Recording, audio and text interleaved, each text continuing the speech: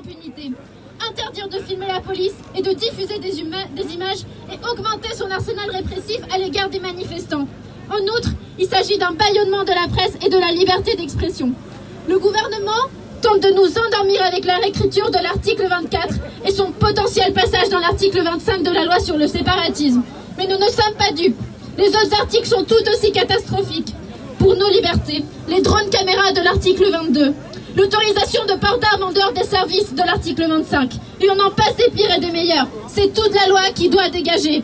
Et avec elle, le schéma du maintien de l'ordre, l'impunité policière, les petits arrangements de l'IGPN, le ministre et son président. Les violences policières qu'on veut nous empêcher de filmer ne sont pas des bavures. Elles ne concernent pas des individus, mais tout un système policier. Elles constituent la réponse d'un État autoritaire et autoritaire à la contestation. Opposons-lui la force du peuple. La question des violences policières a pendant trop longtemps été ignorée parce qu'elle concernait principalement les quartiers populaires, les manifestations contre la loi travail et la réforme des retraites, puis la répression sanglante du mouvement des Gilets jaunes qui a propulsé le sujet dans nos centres-villes. Désormais, plus personne ne peut encore décemment nier que la police est violente.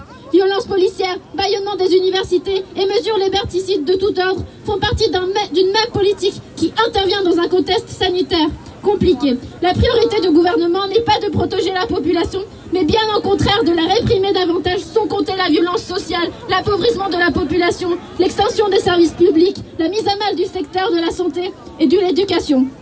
En lien avec la loi raciste sur le séparatisme qui cherche à stigmatiser les populations musulmanes, il ne faut pas oublier aussi la question de l'extrême droite et les forces fascisantes qui non seulement véhiculent des idées rétrogrades telles que le racisme, l'islamophobie, l'antisémitisme et les LGBTI-phobies, mais qui de même cherchent à briser l'unité et nos mouvements. Il y a 2 semaines, la manifestation appelée par les Gilets jaunes a été attaquée par un groupe de néo-nazis, Strasbourg Offender, qui a été ensuite protégé par la police et les a laissés fuir. La réponse de la manifestation a été belle et collective. Nous devons continuer tous et toutes ensemble ce combat contre ces forces qui se mobilisent pour rompre nos luttes. Face à ces attaques, il faut crier au plus fort « Pas de fachos dans nos quartiers et pas de quartier pour les fachos ».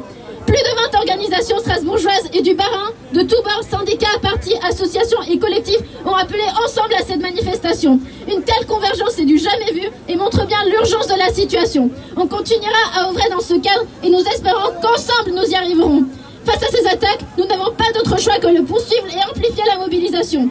Même si la période n'est pas favorable, nous appelons tous et toutes à utiliser tous les moyens pour lutter contre cette politique et à amplifier la mobilisation. Nous voulons un monde plus juste, plus égalitaire, qui ne laisse personne au bord de la route. On lâche rien!